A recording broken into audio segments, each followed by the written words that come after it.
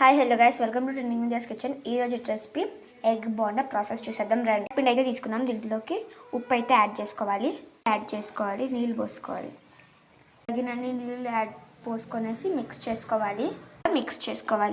Eggs మేము ముందుగానే ఉడికించి పెట్టుకున్నాము. టవల్ తీసుకొని బాండి పెట్టుకొని ఆయిల్ అయితే యాడ్ చేసుకోవాలి. ఆయిల్ హీట్ అయ్యే లోపు మనము ఒక మసాలా చేసుకుందాము. ఆనియన్స్ ఈ విధంగా కట్ చేసుకోవాలి. అయితే యాడ్ చేసుకోవాలి. అంత సాల్ట్, నిమ్మకాయ రసం అయితే యాడ్ చేసుకోవాలి.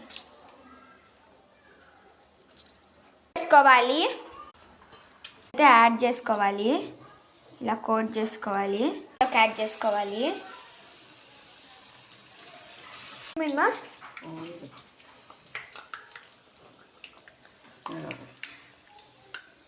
చూపిస్తున్నా.